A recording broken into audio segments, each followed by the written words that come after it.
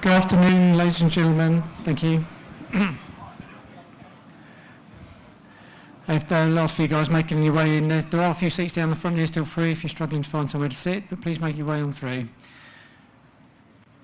So, first of all, it falls to me as chairman of the organising committee of Formula Student here in the UK to welcome you to Silverstone for Formula Student 2013. This is the 15th event we've run here in the UK, and we're, as always, delighted to see so many people present. We've got nearly 100 running cars. We've got over 20 vehicles entered in the Class 2 competition. We've got more alternative powered vehicles than we've ever seen before. 26, I think, we've got in the marquee for alternative vehicles. Fantastic to see 32 countries from around the world represented here as well. Of course, this event would not be possible without our partners, who I need to thank, particularly Jaguar Land Rover, Mercedes AMG High Performance Powertrains, National Instruments, Shell and SAE International. We also need to thank a number of our other sponsors, particularly Myra, PTC Concurrent Engineering, ATL Fuel Cells and Bosch Automotive. So a really big thank you to those people who greatly help us with the organisation of this event. As I'm sure you'll appreciate, it's an enormously expensive thing to put on, but we're delighted, of course, as well with substantial sponsorship from the Institution of Mechanical Engineers to be able to run this event for you here this weekend. New this year, there's a few things that are new this year, particularly the one you'll notice the most. Anyone who's been before would have seen in previous years we asked you to take the car to the judges, and this year for the first time the judges will be coming to you in your garages. This makes quite a big difference, we think, to the logistics of the event. We hope that you'll find this an easier thing to manage. We note also that this means that your pit garage and the way you present your vehicles and your people in your garage will form part of the judging inevitably. We can't help but see how you've laid that out. So when you finish setting up your car, have a quick tidy up and make it look nice before everybody arrives. I would also ask that over the weekend, whilst there are visitors here, and we've got a number of VIP visitors with us today and visiting over the weekend, that you make yourselves available to talk to people who come to visit you, that you put on a good show for yourselves and for your universities, and that you engage with visitors and show them what this is really about. Put on a good account for yourselves, please. I would also say that you should look out over the weekend for partner and sponsor activities. Each of you have got a programme of events on your lanyard. You'll find in there are a number of events run by our partners and sponsors, things like lectures being run by Jaguar Land Rover, and there's a book signing for the Learn and Compete book as well. You'll find those identified with timings when they're open. Please go along and have a look at those activities. As we did last year, we will be providing an opportunity for the Formula Student cars to perform a parade lap of the national circuit here at Silverstone, and that is on Friday at 12 o'clock lunchtime. We'd encourage as many of you as possible to get through scrutineering nice and quick. You'll only be able to run your car in that if you have passed scrutineering before lunchtime Friday. We know that won't be all of you, but we'd encourage you to push through and get to that point as quickly as you can in order that you might compete in that. And one extra new thing from last year, when we do this, we have to close the brake test while that lap goes on. And so this year, for the first time, we're opening 2 brake test areas, so we've got plenty of capacity, and the short period we have to close it for absolutely won't affect your ability to get through the test if you haven't already passed it. As a final thing, I'd like to thank all of the volunteers who are going to be helping us over the weekend. We've got more than 200 volunteers helping us. And I would ask that when you're engaged in your activities while you're here, I know it can be quite a nervous and stressful thing sometimes, and maybe not everything this weekend will go your way. But when you're interacting with the volunteers and the staff of Formula Student, please respect the fact that they are volunteering, they're giving their time for free, and being here all weekend to help you. And so please be polite and courteous when you're interacting with them if you can, please. And very finally, I'd like to I'd like to hope that you've all brought some suntan lotion because we've actually booked some really nice weather for Saturday and Sunday. It's going to be 28 Celsius here on Saturday, apparently, which is very unlike recent years, so no rain is forecast, and we're looking forward to a really, really good weekend. So if I may now, I'll hand over to Fiona Pauly, the Project Manager for Formula Student, who's got a few more notices for you. Thank you.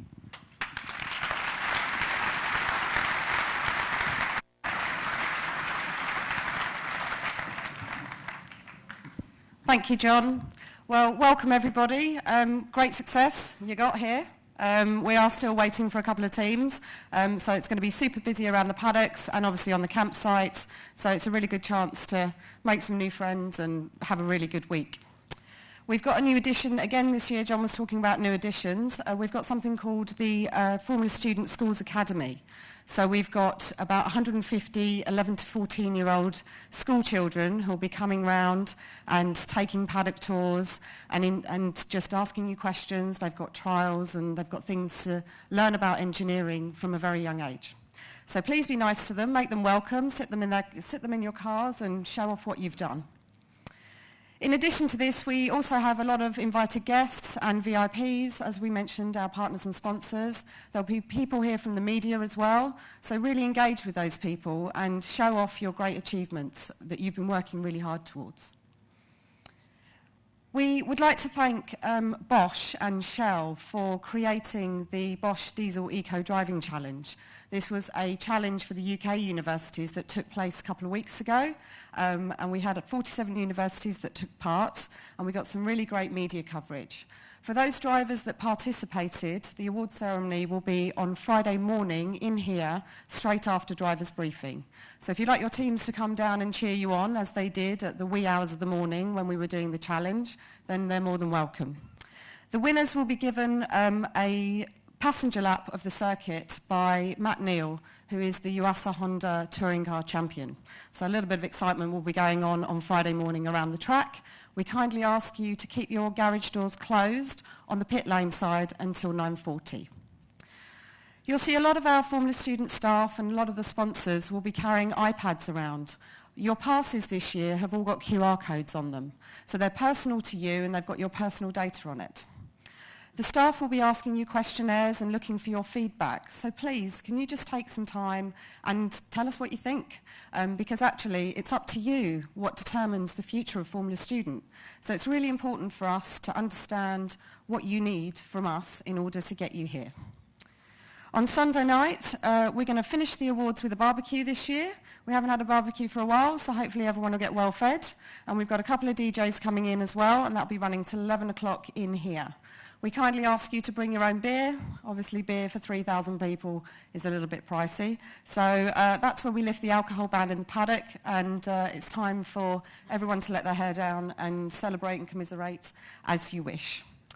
Finally, social media, as you all know, is the best way for us to all communicate. So if you can keep following us on Twitter, we're trying to get our followers up to over 4,500 this weekend.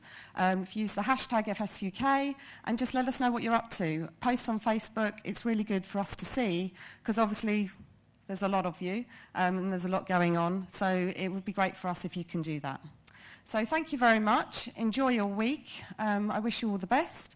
And I'm going to hand you over to Dr. Colin Brown, the Director of Engineering Programmes at the institution. Thank you. Thanks, Fiona. Welcome. How many of you is this the first time you've been at Formula Student? First timers? Oh, fantastic. We can use the same jokes as last year. Don't worry. No problem at all. My thermometer said 23 degrees, by the way, just in case you're going out with 28. I have a little hair problem, and 28 degrees is a bit too much for me. I think, but certainly it's going to be a lovely weekend. There's no need. You can throw away those wet weather tyres that you've got. I want you to do a little bit more hand movement. Could you just say a big thank you by clapping for Fiona and her team and all the volunteers, just before everything starts?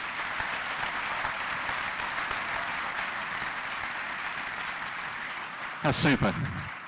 Thank you very much. I particularly want to thank one of them, and she's not here at the moment. I think she's over in event control, but there's somebody who has been a volunteer, or a member of staff, for virtually every one of the Formula students since 1998, and she's retiring next month from the institution. She's our very own Shamrock Rover, Maureen Carter. So I think it's going to be a different Formula student. So a little thank you to Maureen Carter.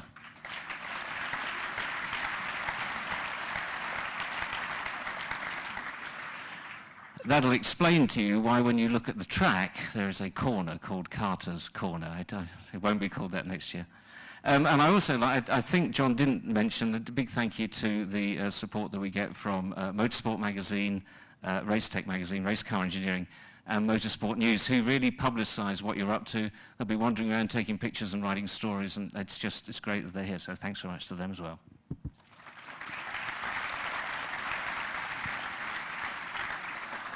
Right, so this is about winning. You've all come here to win, haven't you? Where's Chalmers? Where's Chalmers University? Are you here, Chalmers? But there they are, look at that. 1, 2, hands up still, one hand each per person, not two hands. 1, 2, 3, 4, 5, 6, 7, 8, 9, 10, 12, 15, 16, 17, 18, 21. 21. It's going to be a question later on panel. Team of 21, is that the right size? Good luck, Chalmers, and good luck all the rest of you to take on Chalmers.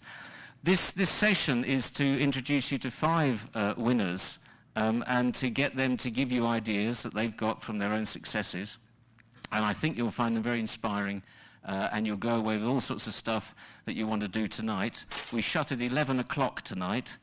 We finish this at 6:30, so you've still got another 4.5 hours to take up the ideas. So I'm going to introduce them one at a time, and I'm going to start off with somebody who's worked for McLaren, Sauber, Tyrrell, Jordan, Renault, Toyota, Spiker.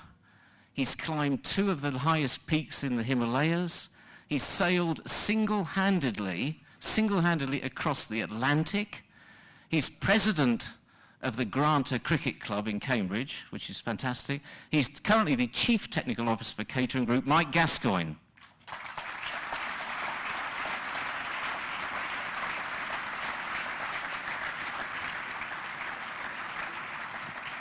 Thanks, Mike.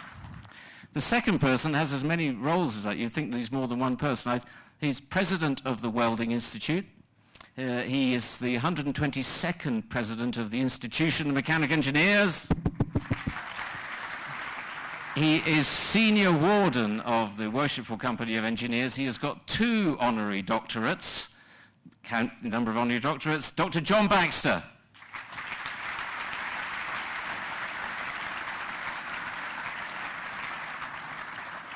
What I completely omitted to tell you is the group head of engineering at BP, a company you may have heard of. Our third winner is somebody who is extremely good at winning. She spent 6.5 years at Jaguar, one of our partners, which is fantastic. 6 years ago she joined Audi Sport, and in 2011 she was the race engineer for winning Le Mans 24 Hours with an R18 TDI. Just to show that it wasn't a fluke, in 2012 she won Le Mans 24 as race engineer for an Audi e-tron Quattro. This year, inexplicably, but I'm sure she'll explain to us, she came 5th. However, if you Google famous engineers with images, Google Images, Safe Search on, you will find the World Endurance Championships Man of the Year comes up, race engineer for Audi Sport Team Just, Lena Gade.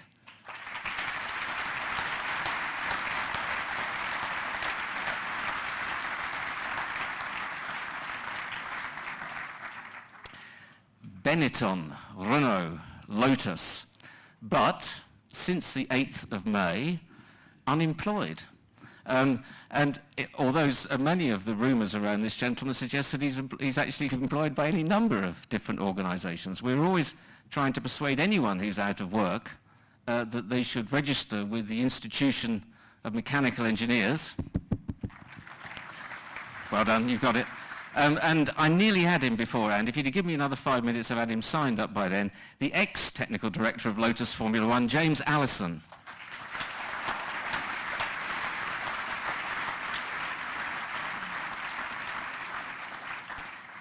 And finally, a very special winner, a man who started work for the same company as John Baxter when he was working at the Atomic Energy Authority. Since then, he's worked at Benetton, Honda, Ferrari, Mercedes, and indeed his own team. I think he also has 2 honorary doctorates. He's certainly an honorary fellow of the Institution of Mechanical Engineers. Our very own Formula student patron, team principal of Mercedes-AMG Petronas Formula One, Dr. Ross Brawn, OBE.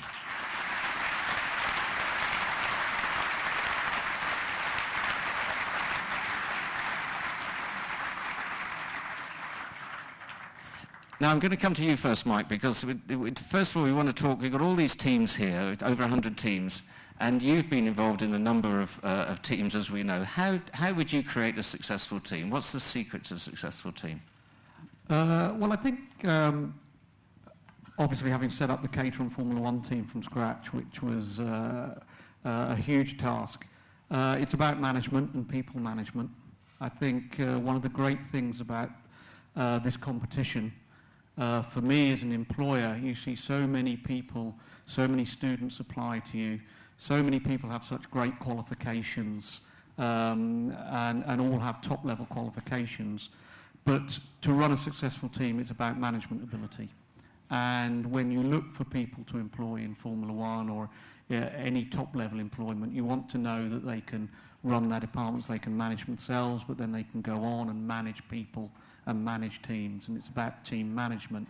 And I think that's the great thing that this gives these guys a chance to prove to the world and to future employers, and that makes them stand out from the crowd, which is something that's absolutely essential moving forward. And is size important, Mike, if I could ask you that? Obviously not with me, I'm 5'3".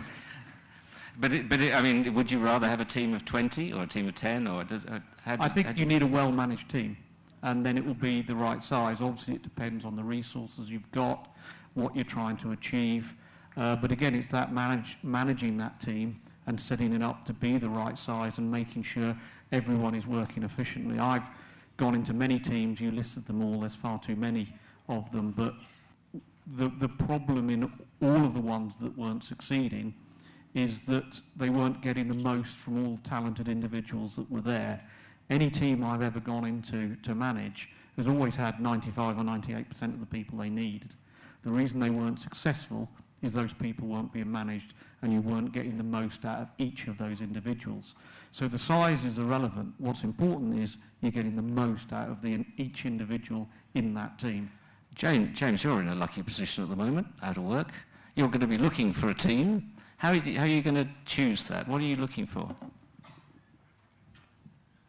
That's a bit of an evil question. In the abstract, maybe, James. Don't mention any names.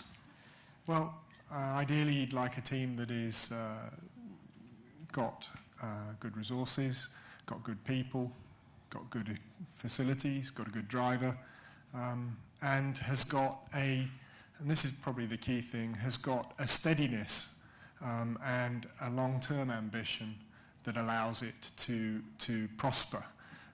No team can win because it says, right, we're going to start today and we're going to win tomorrow. A team will only win by putting in place all of the things necessary to win. The infrastructure, the people, the resources, the driver, as I mentioned.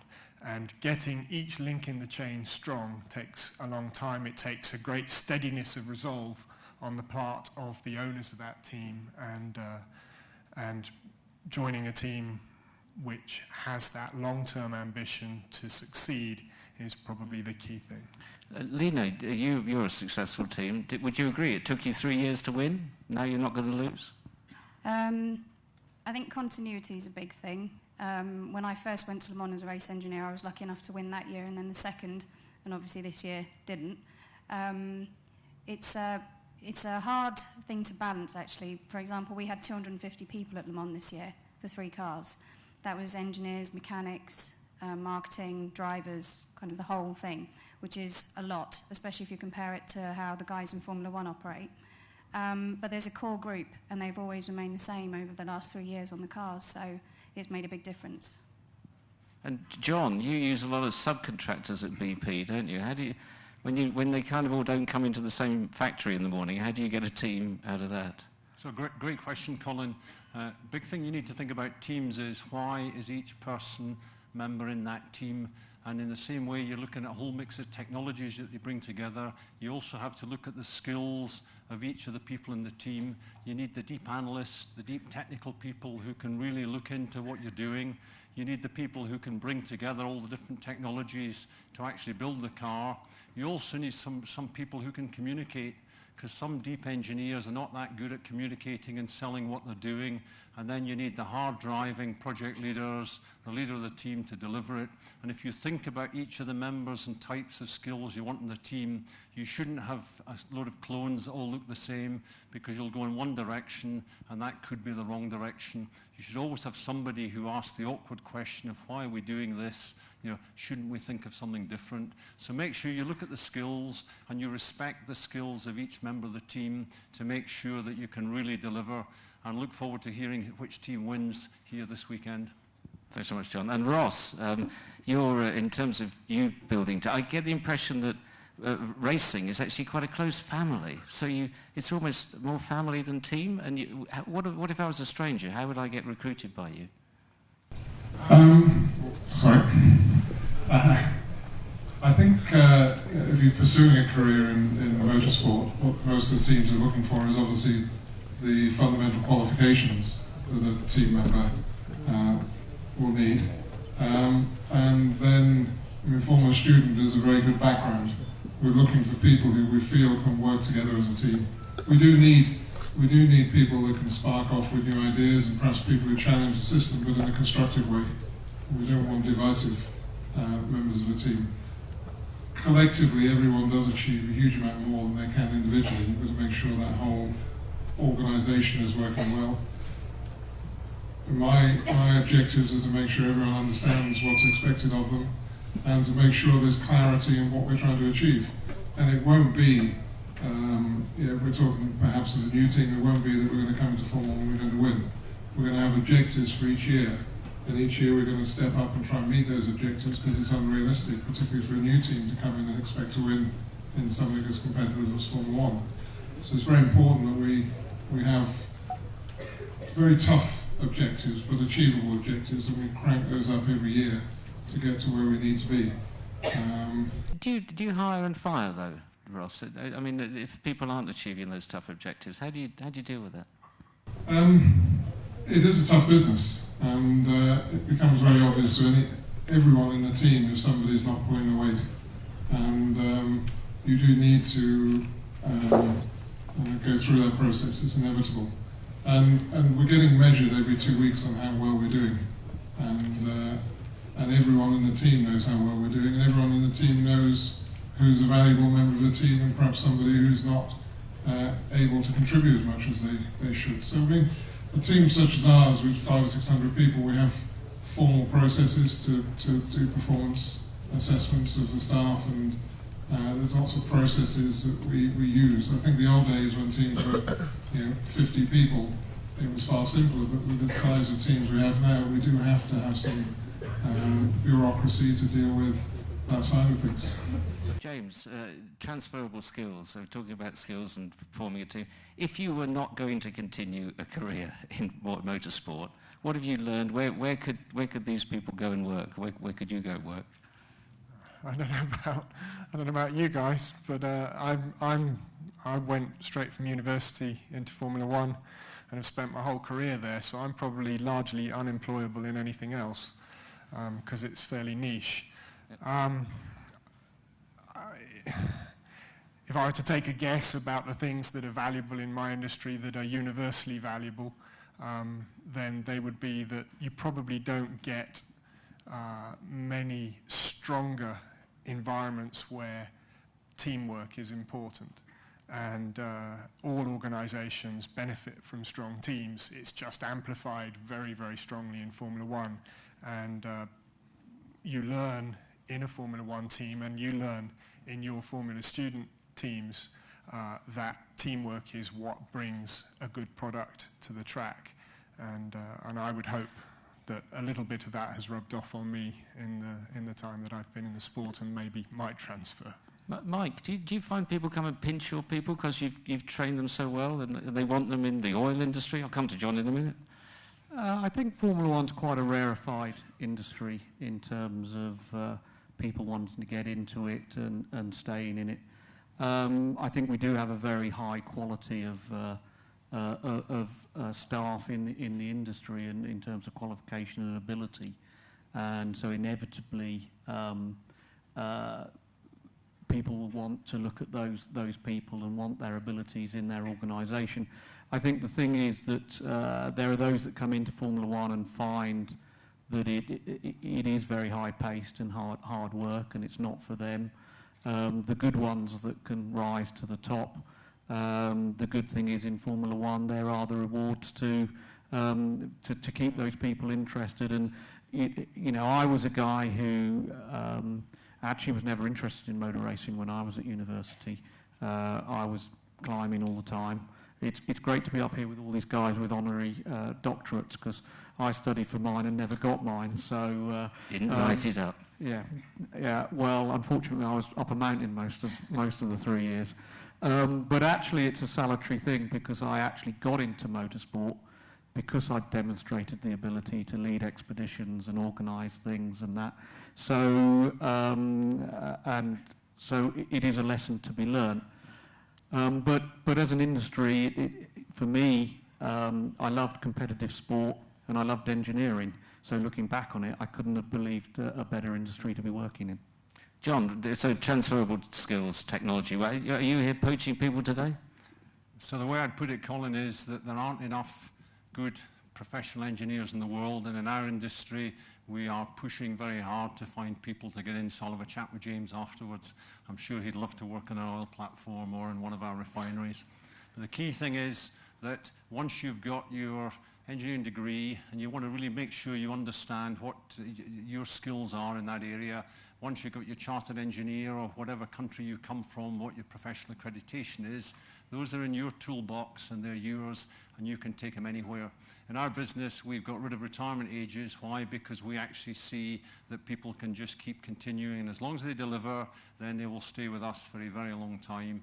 And you can go from industry to industry. I've done nuclear, electricity power generation, now the oil industry, and the principles of physics don't change between those industries. You just have to think carefully how they're applied. So I think what you're doing here is great, because you are learning project delivery, you're learning deep engineering, you're learning how to actually work as a team, and then you take that out into the world and have a great time with your career, because you can move almost wherever you want as an engineer. The world really is open to you. Engineers can become accountants, accountants can't become engineers. Lena, I'm going to come back to that one, John. Lena, you're on record as saying working for Jaguar has really helped you. Would you go back to Jaguar? Be aware that there's logos just behind your right ear. I would consider going back to automotive, I think. The skills that I got when I was at Jaguar certainly paid off for when I actually got into motorsport, and I think vice versa, they can be transferable back.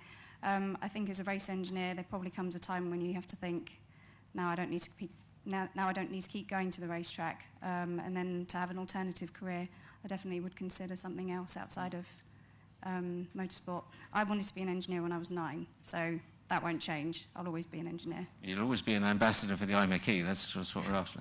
Now, Ross, you talked about 250 people in your team there. Presumably, people are poaching from you all the time. You're having to stop this transfer of skills. Actually, we have about 500 or 600 people in our team, so it is a pretty incestuous business, but within the business itself. We don't generally find a lot of pressure from outside. I'm not sure what it is, but most people moving out of motor racing is because of the commitment that's needed, the level of commitment that's needed in motor racing. That doesn't suit their life anymore, because it is a pretty intense business, and it's a business where the job has to have the first priority if you're committed. So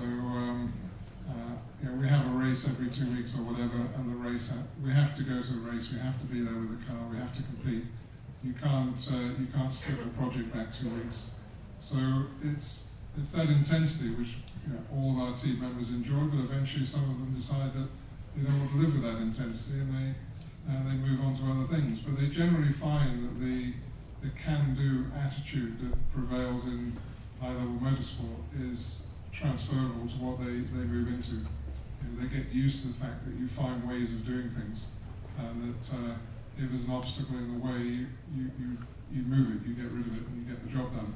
And I think that's, I've always found it's been interesting when some of the major manufacturers I've worked with have put, seconded some of their staff into our environment, and they do find it a very productive training ground for their engineers to come in and see the motor racing approach. I'm not saying it's perfect, because there's things which are done in let's say, mainstream industry which are done better than we do in motor racing, but there's certain attitudes and approach in motor racing which rub off and are a positive thing for people to understand what can be done with limited resources. On limited resources, 500 or 600 people doesn't sound too limited to me. One of the things that we've got here is teams of different sizes. What could you say to encourage maybe the smaller teams, because they must be daunted by some of these teams turning up with 40 or 50 members and lots of equipment with them, and they've only got a small number of... How can a small team still compete these days? Well, I think a good small team will beat a bad big team. But unfortunately, a good small team won't beat a good big team. There's no way. And that's the fact. But that doesn't mean to say that every big team is good. And there are compromises that come from the size of the team. Flexibility and organisation, all those sort of things can start to become an issue. But the reality is, unfortunately, particularly in our business, that if a big team is doing a proper job, then it's very difficult to do with a small team. It doesn't stop you trying. And Mike, you must be asking for more resources. You're kind of starting up. Tony's rich man, asking for a bit more. Also, rich in Formula One is at a different level. But I think the point Ross was making, when we were at Tyrrell and we were 120 people in the late 90s, where we were the smallest team there, we actually always used to say that our job list and our ideas list should be as long as Ferraris and McLarens, because thinking is free. The trick was that we couldn't afford to do them all. We could only do the top 3 or 4. And actually the skill I learnt at Tyrrell was to prioritise them and make sure you do the most important ones.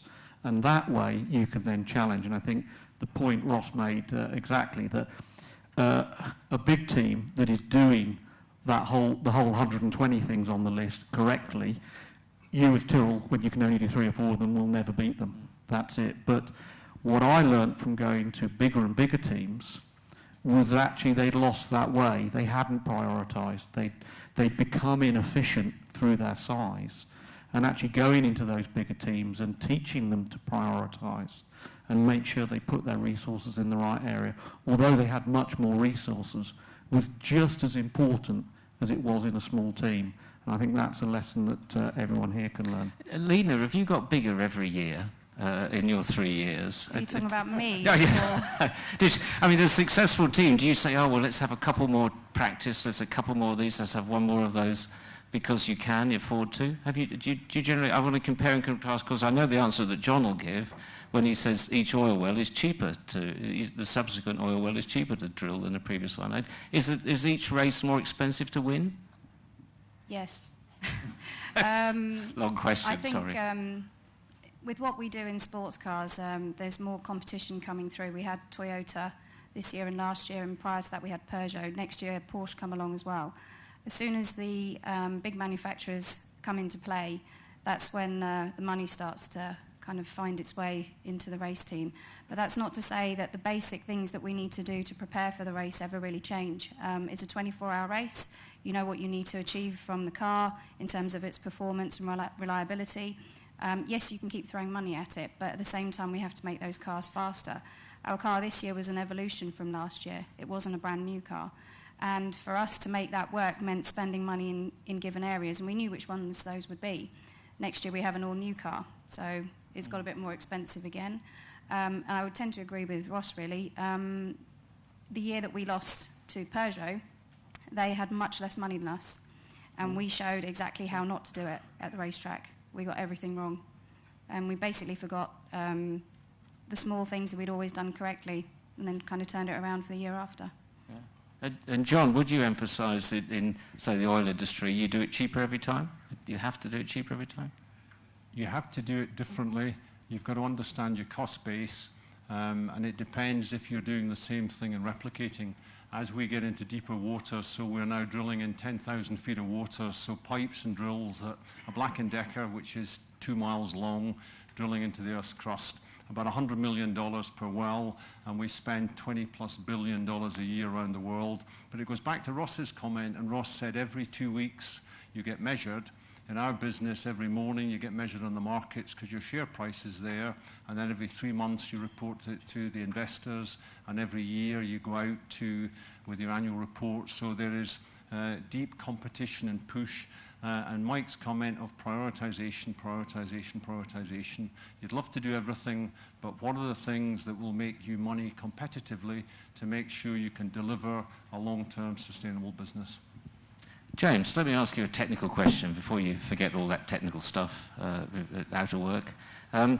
Weight is the critical thing on these. And we've got a car here, Graz, the Graz car, 141 kilos. I mean, thankfully it's not a windy weekend, it'd blow away, wouldn't it? And there are 3 cars here over 300 kilos. Could you just say something about weight and what might they do in the 4.5 hours you've got after this finishes to do something about that? Well, it's probably a little bit late to be caring about it too much now, but not telling you anything you don't know. But I think the longer you stay in motor racing, the deeper your almost pathological obsession with weight becomes. And when you look at a car and you see something that you know doesn't really need to be there or is a bit too big, it's just deeply offensive to look at. And you're not happy until you see it gone away. And I know when I walk, don't take this the wrong way, but I know when I walk around the garage today, there are things that I look at and I think that's deeply offensive. But the more you think about weight, the more you'll be offended by it as well, and just take off anything that doesn't have to be there, or find a smaller thing that you can afford to put on the car that's lighter than it. And in all probability, don't look for the most skillful driver, just look for the lightest one, because I would have thought that in your world, weight is probably the first order performance parameter. It's a hot weekend, of course. You don't need to wear any clothes, I imagine, when you're driving. Mike, let me come to you in terms of competing. I've got Mercedes at one end here and you at the other end. The cars, if I've got it right, have to be the same weight, but presumably he's carrying more weight in the place he wants it than you are. Is that fair to say? How does it work with your... Yeah, you've got a fixed weight? I think actually just picking up on James' point and weight, actually, if you look at the Caterham 7, which is a 50-year-old car, still produced, we still sell about 500 cars a year, and it is still one of the quickest race cars, production cars, around any track in the business. It still beats every Ferrari and every Porsche because it's simple, because it's lightweight, it has fantastic power-to-weight ratio, but it's simple and it's light, which was Colin Chapman's absolute ethos, and that's now I run the Caterham road car side. That's an ethos that's absolutely core to our business. So in terms of you guys, you should look at what a Caterham 7 is, and you should look at all the Ferraris and Porsches out there and realise that the highest performing vehicle you can buy is a Caterham 7, and that exactly illustrates the point James was trying to make. And that ends the advert for Caterham 7. John, can you emphasise the transferable skills here? The fact that in all industries weight is a critical issue. I remember when I went offshore on Magnus, there was a weight manager, weight officer or something. It's a transferable skill, isn't it? Yeah, weight is always important in engineering. Why? Because things cost money, and weight also affects how your activity runs. So when I was a submariner, not just the absolute weight, but where the weight was. Too much weight in the bow and you tend to nose into the bottom of the ocean. On our production vessels, so we have floating production, we have drilling vessels. If you want to get into deeper water, you have to be able to carry all the kit to do it. So you have to be able to think about your weight, and the weight distribution is so important. You think of what you're driving around the track, and the other people on this platform today are driving around. It isn't just weight, it's also how do you get your downward forces, which mean that you can have less weight because you've got the right aerodynamics. So all of those skills are things to be looking at, and they move from one industry to another relatively simply.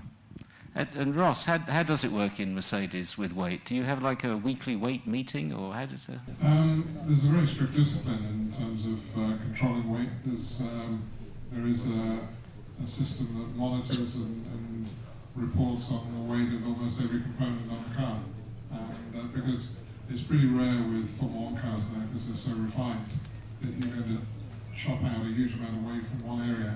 It's the refinement, and every time we redesign a car, they get redesigned every 12 months, then we set a task with all the designers to try and achieve their objectives.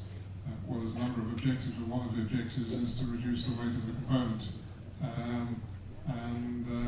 Because we have a minimum weight limit, but I think you mentioned earlier, we want to put surplus weight in advantageous positions, so we want to try and get the centre of gravity as low as possible by putting as much ballast in the bottom of the car as we can.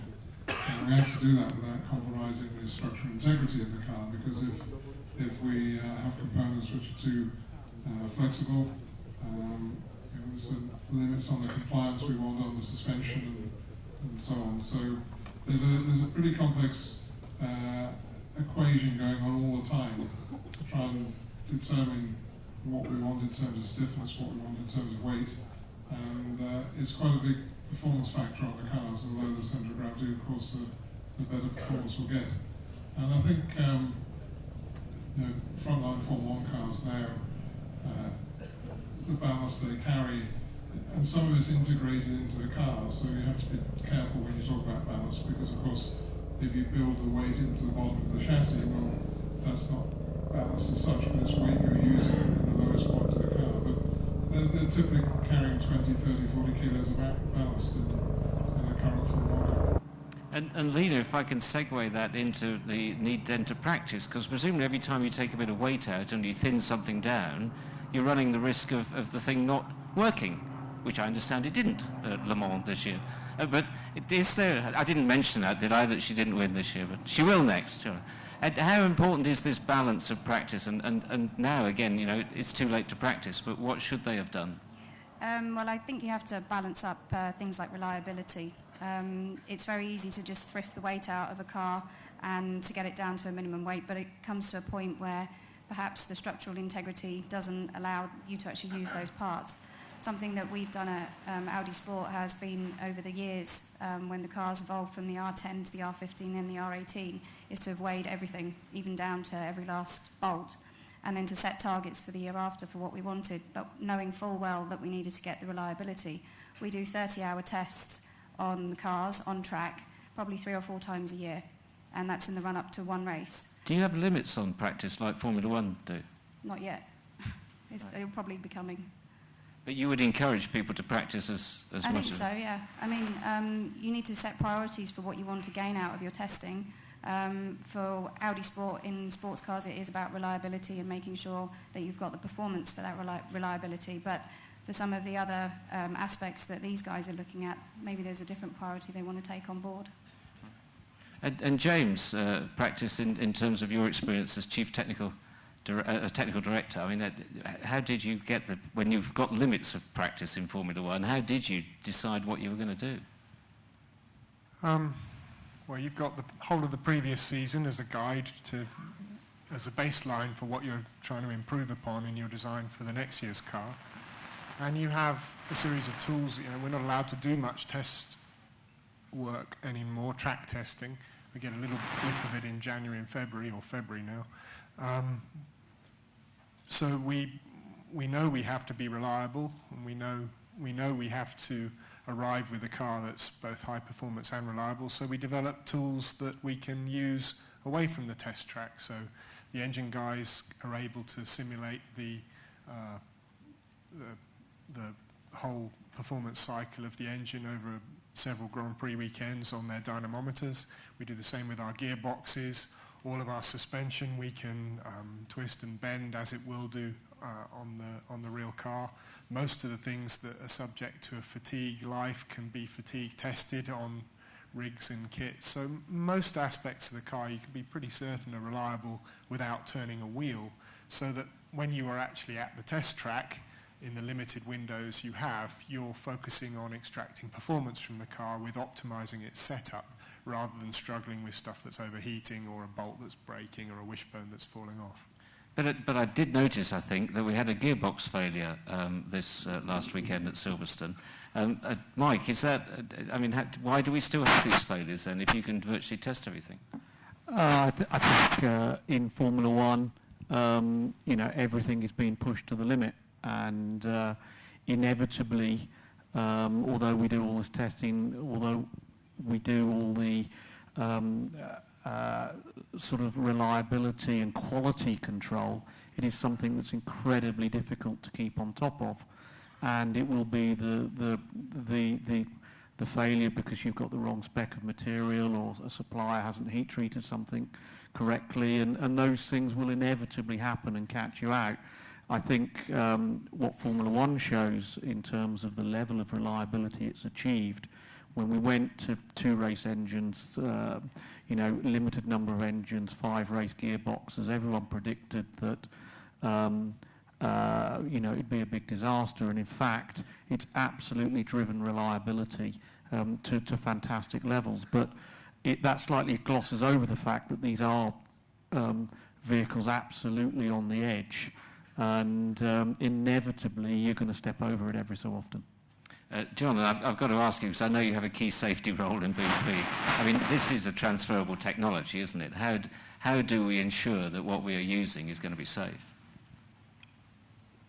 Testing, good engineering, really thinking through how can I look at this in a whole load of different ways.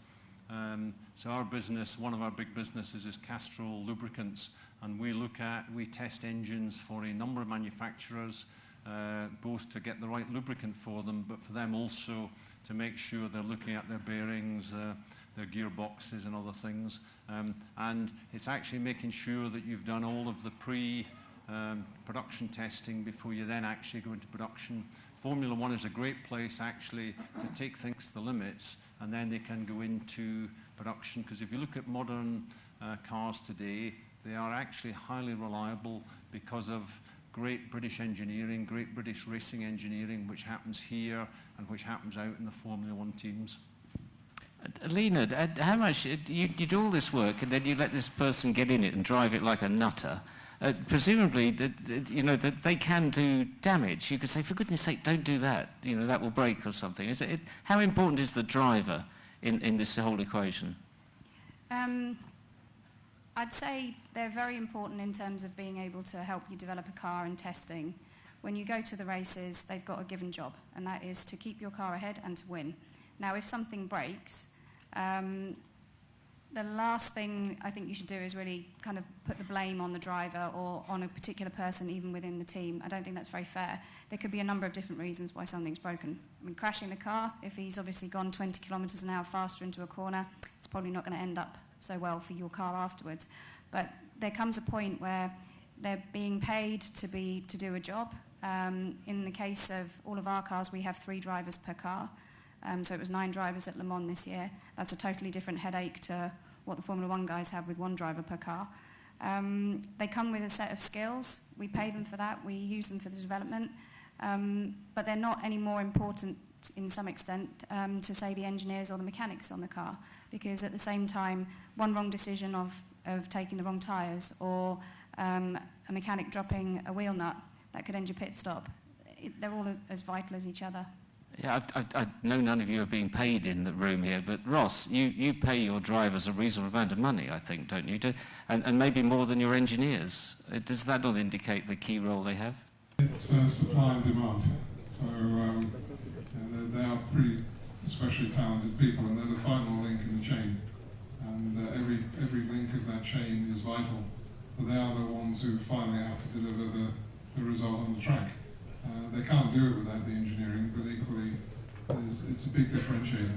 So there's a lot of average world champions who've won world championships because they've had a great car.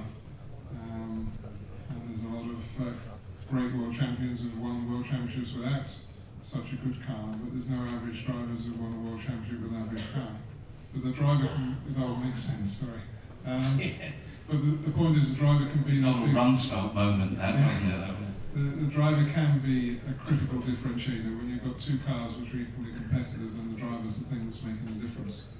But I think going back to your point about practice and preparation, one of the things that may be helpful for teams, perhaps not this year, but certainly in the future, is one of the things Formula 1 teams always do is practice in the environment, or as close to the environment as they can create before they go to the races.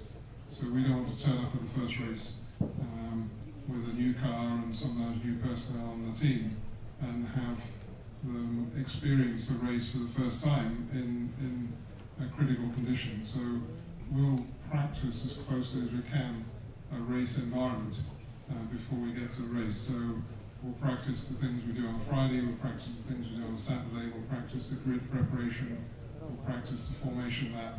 We'll do all those things to make sure the car functions properly. Because if you turn up on the grid for the first time in the first race and your car catches fire because you've never sat there for 30 or 40 seconds to see what's going to happen before the race starts, then it's not good enough. So there's a huge amount you can do to just think through what you're going to face this weekend and what preparation you can do. Can you just run through the routine? Can you check out what's going to happen and make sure that you don't that you've got all the key leaders ready?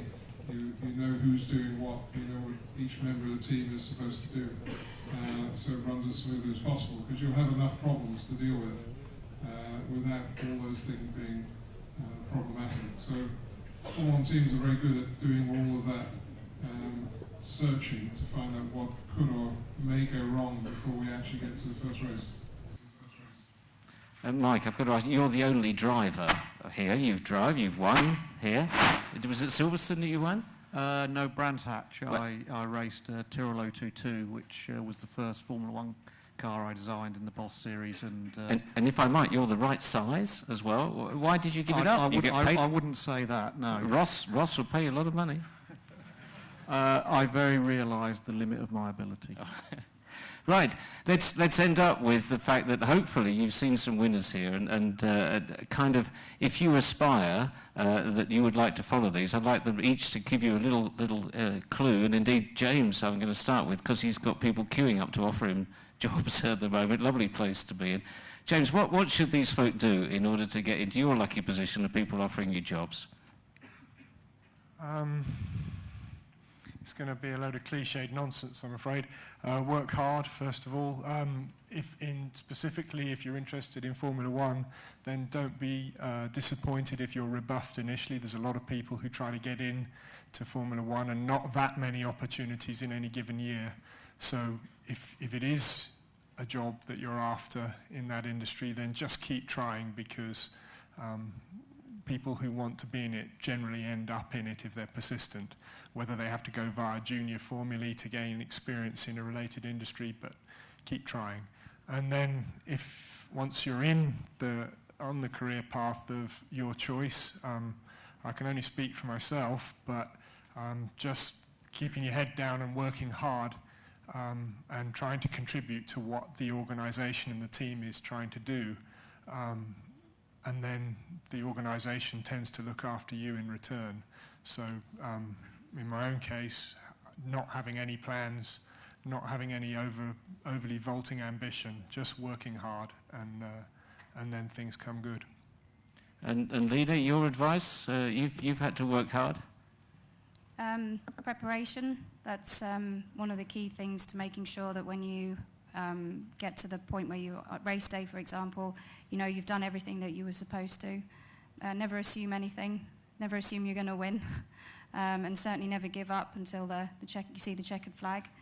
And I think, as James has just said about the hard work, I have a lot of rejection letters from many Formula One teams, ranging from sort of 1992 when I first started getting interested in the sport, and I never gave up, and eventually I got to where I wanted to be with sports cars. It's really paid off. John, as I notice your wife is in the audience, could you say in terms of work-life balance, have you got to give everything, this is all working hard, how do you keep any sort of balance to your life? Have you got to give up your life? No, your wife is listening here. I think you've always got to stop and think, what is it you want to do in life? And you should be never scared of saying, I'm going to try something different, I will go and look at something else. There's something about building the skills that I said earlier. Why? Because even in a senior role, and I don't do engineering as such, other people do it in BP, but occasionally you have to go and look at something and you've got to say, my gut feeling or my stomach or my intuition tells me something doesn't feel right, and then you've got to just start talking about what's the analysis, what's the detail, etc. We expect people in our business to be committed, and from time to time that means weekends working, being away for weeks, months at a time. And Ross talked about the Formula One cycle, a race every 2 weeks around the world. Sounds attractive. Actually, it's pretty challenging on family and personal life. So you've got to think about what life balance, working and private life balance that you want. The key thing is to think about it and make your own decisions. Don't let it happen to you without thinking about it. Engineering teaches you to plan your business. Also think about planning your lives. What is it you want to do and achieve? You are a citizen of the world first. You're a professional engineer second, and whatever job you do, that's the job you do third. And always keep those in mind. We're here to make the world better as we do whatever we do. Mike, you've certainly created the impression, mountaineer, ocean, yachtsman, chief technical officer. You've got to just kind of be at it all the time, haven't you? Go for it. Yeah, I think when Tony asked me a year ago to take over the road car business, having been in sort of competitive motorsport for 24 years, I asked him for some time off to go sailing, and I don't think he thought it was going to be sort of solo offshore competitive transatlantic sailing. But I think you've got to be driven, as James said. You've got to work hard. You've got to be true to your own ideals. For me, I always loved competitive sport, and so having given up Formula One, the opportunity to go racing in terms of sailing. But I think the one message I'd give everyone here is that in terms of standing out, if you want to get into Formula One or motorsport, I think James's point, the number of people I've had write to me and say, all I've ever wanted to do is work in Formula One. And I get one letter and they never write back. So it can't have been that important. There you go. Now, Ross, apart from your advice, obviously, to work for the Atomic Energy Authority for your first employer is an important factor, what else would you recommend these people did? I think it has changed dramatically since I first became involved in motor racing. It was over 30 years ago now. And it was pretty small at that time. When I joined Williams Grand Prix, I think I was the 11th or 12th employee. And at that stage, you did everything. You designed the parts, you made them, you fitted them to a car, and you drove the truck to the race. It's vastly different now. These Formula One teams are very complex engineering companies, and qualifications are still critical. It's because of the huge number of applications we get. We're looking at, it's not just qualifications, but qualifications are important because we simply can't afford to see every individual, to see if there's someone who we feel can achieve far more than they've achieved academically. So academic qualifications are still the first route. And then we're looking for people who've done these sort of things, former students, shown some aptitude for teamwork, aptitude for doing things. We're looking for people that perhaps show a competitive spirit in what they do. They're taking part in activities which demonstrate that they are competitive. And so those are the things we're looking for. And just perseverance. I mean, it's a consistent message. Perseverance. We do literally get hundreds of applications, and we do have a decent head of undergraduates working for us. We take students on every year. And there are opportunities there, but just perseverance and perhaps identifying the areas where Form 1 teams need staff. I mean, we're more of an aerospace industry than an automotive industry in many ways, so the disciplines that favour that, aerodynamics will always be critical in Formula 1, so aerodynamic qualifications or material science is a crucial area in Formula 1, structural engineers. It is the aerospace disciplines that we're looking for, but perseverance, never give up. And I think there you are. The addresses are all on the internet. Write more than one letter was the thing. Please join me to thank Mike Gascoigne, John Baxter, Dr. John Baxter, Lena Gay, James Allison, and Dr. Ross Brawn, OBE.